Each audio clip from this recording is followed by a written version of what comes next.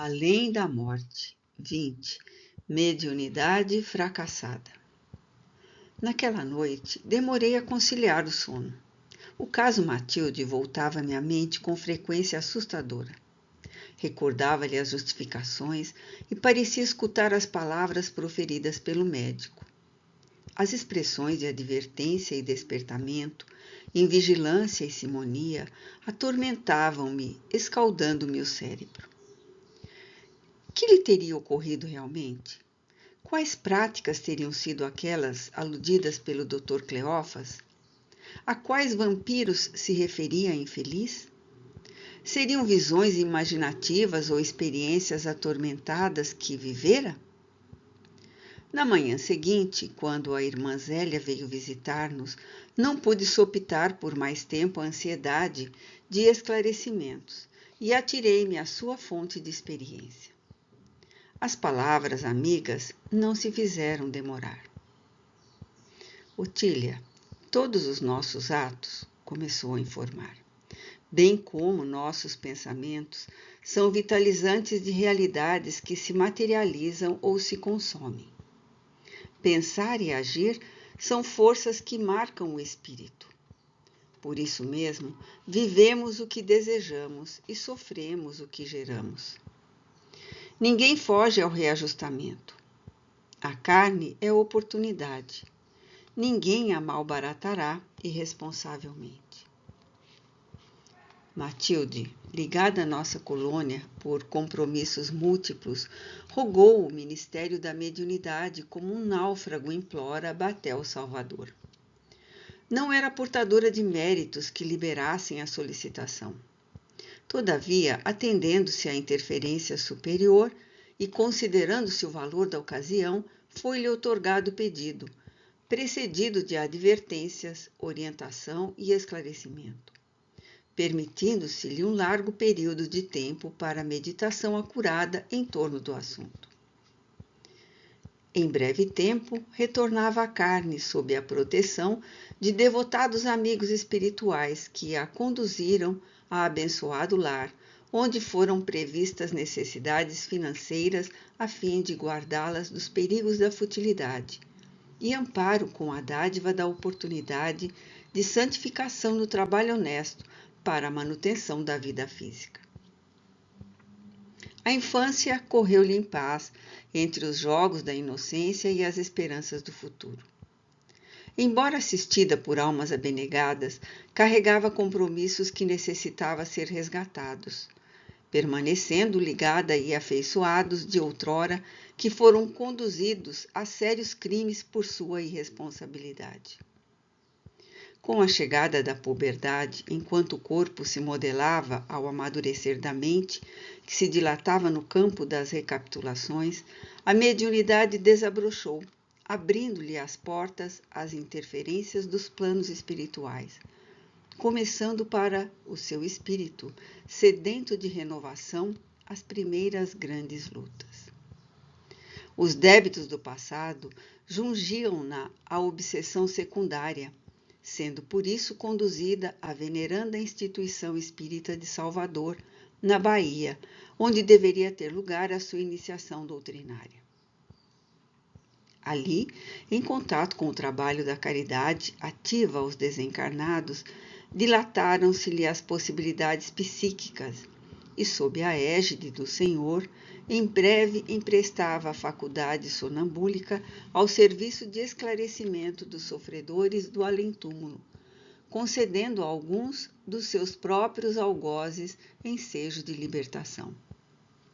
Atendida pela dedicação de amigos devotados ao trabalho que o Espiritismo concede a todos, não lhe faltaram desde o início diretrizes, carinho e socorro.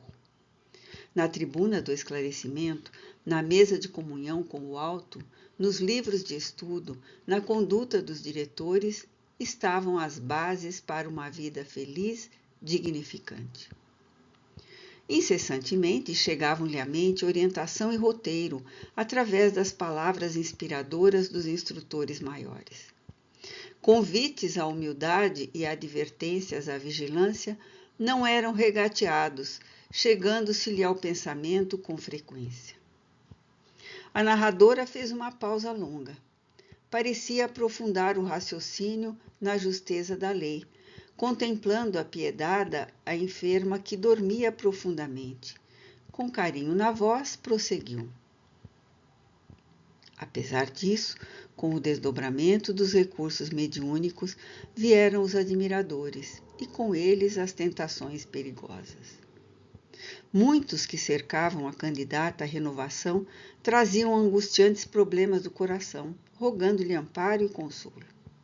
Os consulentes sucediam-se e as horas que Matilde deveria dedicar ao trabalho do lar, na sua condição de mulher humilde, aplicou inadvertidamente, atendendo a apelantes que, embora cientes da imortalidade, se recusavam a assistir o culto do templo espírita por circunstâncias óbvias. Perdendo o patrimônio das horas de aquisição do alimento no trabalho normal, viu-se constrangida, de um momento para outro, a aceitar doações e presentes que, embora filhos da amizade e da gratidão, conduziam veneno e ruína.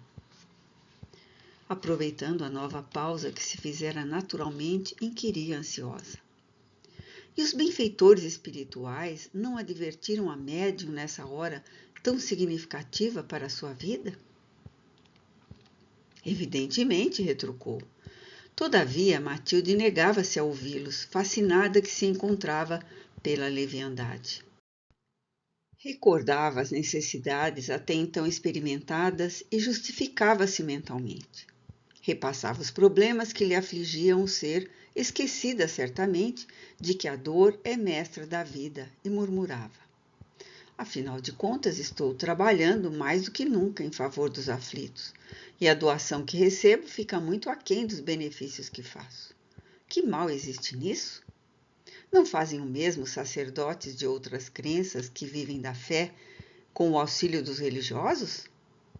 Olvidava enlouquecida que se encontrava que o espiritismo não pode ser comparado às outras crenças, porquanto é da lei que cada um coma o pão com o suor do seu rosto.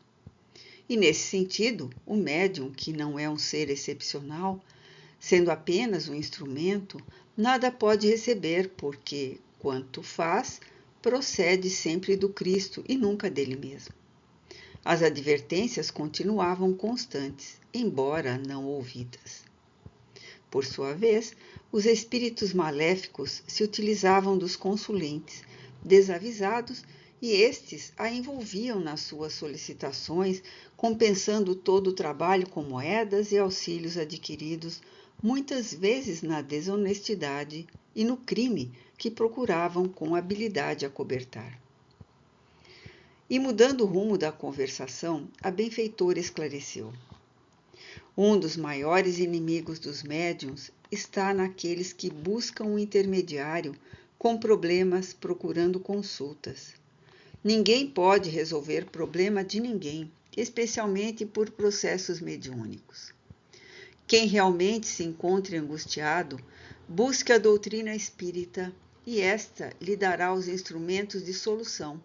Não, porém, o médium, porquanto este é quase sempre uma alma aflita, também avassalada por problemas no trabalho de renovação. E voltando ao assunto básico da palestra, continuou. Atordoada, deslumbrava-se pelo alarido álacre das novas e generosas afeições que lhe ofertavam o pão e a luz da felicidade na terra. Era necessário, meditava, afastar-se do núcleo de trabalhos coletivos, onde ela se perdia na multidão, sem serem reconhecidos os seus dotes mediúnicos, para fazer a sua casa de caridade. Além disso, arrematava, o número de pessoas que a procuravam era tão grande que já não dispunha de tempo para procurar o centro espírita. Dando novo rumo à exposição, a irmã Zélia aproveitou o ensejo para esclarecer-me. Quando, minha filha, um médium abandona o grupo de estudos e, sob justificáveis motivos, nem sempre justos, edifica o seu centro de atividades ou permanece trabalhando em casa, encontra-se em grave perigo. O centro espírita é uma fortaleza, um abrigo. Quando lhe faltam os requisitos que seriam de desejar, o médium tem obrigação de cooperar ainda mais, entregar-se ao serviço mediúnico com devotamento e deixar aos mentores que esclarecem e norteiam os companheiros a tarefa de orientarem os diretores para a ordem, dentro das bases de Kardec e as sublimes lições de Jesus Cristo. Aliás, preocupa-nos constatar que os espíritos infelizes se utilizam da invigilância de médiuns e doutrinadores, atualmente dividindo a seu bel prazer os corações, criando a cada dia novos setores de trabalho em grupos, quase todos da divisão, da vaidade e da pretensão. Foi o que aconteceu a médium, objeto de nossa conversação. Retornei ao tema. Cheia de entusiasmo, continuou a narrativa. Abriu as portas do lar à caridade total, como costumava expressar-se, iludindo-se terrivelmente. À medida que os favores humanos a cercavam, inacessível se tornava às vozes dos amigos espirituais. Cercada de entidades inoperantes e viciadas, com as quais afinava pelos pensamentos comuns, aturdida ante o volume de exigências da insaciável clientela sempre crescente, foi-se deixando, lentamente, conduzir pelas inspirações da desordem. Não desejando perder a posição granjeada de pitonisa, moderna ou avalista de benefícios para almas, insensatamente se atirou a arrojadas aventuras no campo da Goécia e envolveu-se nas malhas cruéis de perigosos labores que, por fim, a aniquilaram. Naturalmente, muitas vezes, quando a mente lhe ardia de inquietação, orava e, na doçura da prece, recordava o velho doutrinador de palavra sedutora e conduta salutar, deixando-se empolgar pelas lágrimas de saudade. Desejaria recomeçar, tornar os dias idos à necessidade de outrora. Mas como? Tinha amigos ou senhores inclementes a quem não se poderia furtar.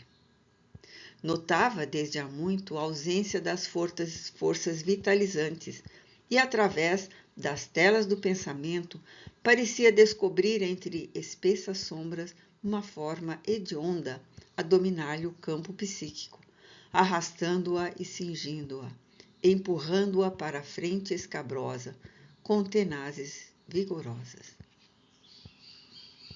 Torturada, exausta, adormecia sem forças de abandonar tudo e recomeçar, enquanto o tempo abençoava sua vida com oportunidades facilmente aproveitáveis. No dia seguinte, entretanto, já cedo, antes de refazer-se da noite mal dormida, os semblantes sorridentes dos necessitados, falsos doentes e aflitos ociosos, buscavam-lhe o concurso em pactos terríveis com os espíritos da zombaria, da irresponsabilidade, do mal. Passaram-se os anos.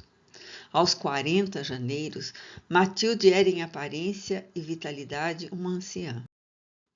Os cabelos alvejavam rapidamente, os olhos cobriam-se de amargura e o coração ralava-se na angústia. Tinha conforto para o corpo. A que preço? E muitas dores na alma. Alguns ainda a procuravam aflitamente.